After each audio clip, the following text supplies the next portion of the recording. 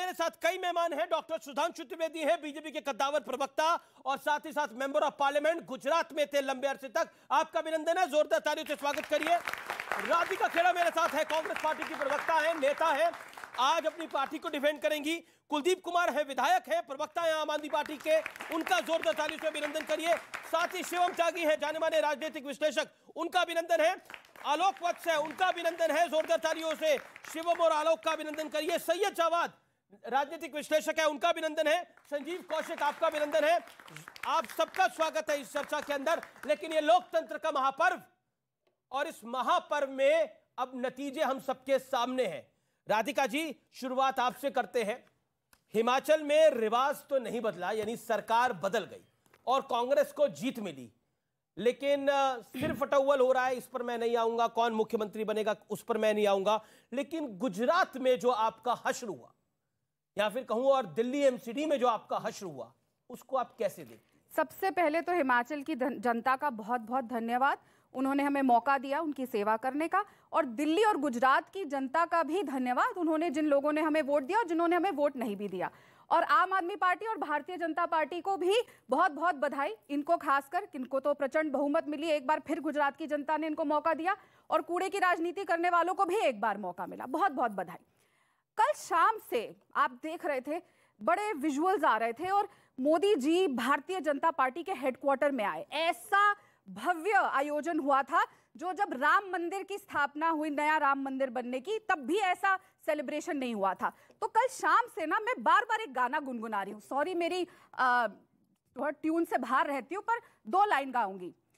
तुम इतना जो मुस्कुरा रहे हो, क्या गम है जिसको छिपा रहे हो। और ये क्यों आया, मेरे को तो ये समझ नहीं आता कि सेलिब्रेशन किस बात का हो रहा है। हम तो 0 से 1 पे आ गए, ये तो 3 से 1 पे आ गए जी। ये तो बाय इलेक्शन भी हार गए। राजस्थान हो, छत्तीसगढ़ हो, या जहां पे इन्होंने नफरत की खेती करी, उत्तर प्रदेश का वो बाय इलेक्शन जहां पे इन्हीं का आदमी डिस्क्वालीफाई हो गया था क्योंकि उनका नाम दंगों में आया, वहां का भी ये चुनाव हारे। तो ये जश्न किस बात का मन रहा है? मोदी मोदी किस बात का हो रहा है? वही मोदी जी ना, जिन्होंने हिमाचल में जाके कहा था कि आप जो भी बटन दबाएंगे वो वोट सीधा मुझे आएगा दिल्ली में और डबल इंजन की सरकार चलेगी। हिमाचल की जनता ने और दिल्ली की जनता ने क्या कहा मोदी जी को? चलिए चलिए, हमें नहीं चाहिए आपकी डबल इंजन की सरकार, क्योंकि आपने हमारी देश को बर्बाद कर दिया। मानती हूं गुजरात में इनको प्रचंड बहुमत मिली है, लेकिन नफरत की राजनीति करने वाले, नफरत की खेती करने वाले कब तक इस पौधे को और पानी देते रहेंगे? एक ना एक दिन तो नफरत का अंत होगा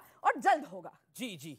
सुधांशु त्रिवेदी, काफी गाने याद आ रहे हैं, काफी टीस याद आ रही है, राम मंदिर भी याद आ रहा है।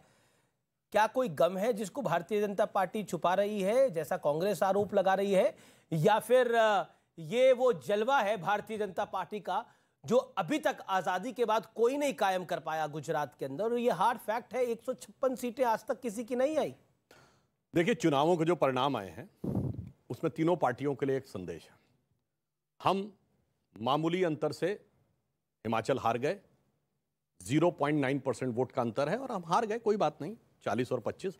एमसीडी में हम हारे हैं, मगर जो हमारी हार है, 1% वोट हमारा बढ़ा है, 12% वोट इनका कम हुआ। पर जो हमारी हार हुई है एमसीडी में और हिमाचल में, वो उस श्रेणी की है जिसे कहते हैं राजनीति में हार और जीत चलती रहती है। मगर जो इनकी हार गुजरात में हुई है उसे हार कहते हैं, उसे तबाही कहते हैं। जो इनकी हालात हिमाचल में हुए हैं कि सारी की सारी सीटों पे जमानत जब्त, उसे तबाही कहते हैं।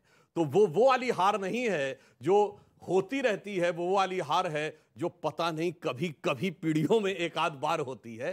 तो मुझे लगता है कि अगर ईमानदारी से विश्लेषण करेंगे तो दोनों पार्टियों ने एक न एक जगह तबाही का मंजर देखा है, मगर हमने गुजरात में इतिहास बनाया है और मामूली अंतर से हिमाचल को गंवाया है।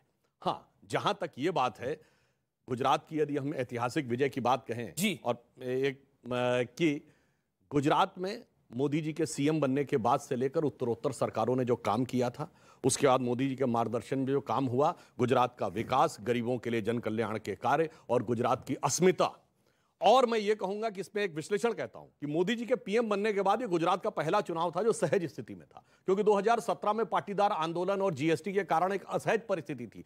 सहज स्थिति में चुनाव हुआ और गुजरात की जनता ने सहज अभिव्यक्ति की। मोदी जी का अपना राज्य था, गृह मंत्री जी का गृह राज्य था, और बहुत सारे लोगों ने बहुत कुछ उनके बारे में कटुता, घृणा, अवमानना, रावण, औकात सब कुछ बोला। अब जनता ने दिखा दिया किसकी क्या औकात थी। तो मोदी जी के लिए ये लोग फूलों का हार लेके नहीं आए थे, अंगारों का हार लेके आए थे। मगर मोदी जी उस मिट्टी के बने हैं जिनके लिए एक पंक्ति कहता हूं, अंगार हार उनको जिनकी सुन हाँक समय रुक जाता है, आदेश जिधर कर देते हैं इतिहास उधर मुड़ जाता है। वो उन्होंने गुजरात में किया। और अंत में एक लाइन, एक लाइन कह दूं, उन्होंने जो गीत गाया था, अब एमसीडी और गुजरात के बाद यदि गीत गाएं तो मुझे लगता है इनके लिए वो पंक्ति चरितार्थ होती है, आग लगड़े हमरी झोपड़िया में हम गाएं मल्हार। जी ठीक है, मैं राधिका आपको मौका दूंगा, लेकिन आईबी की रिपोर्ट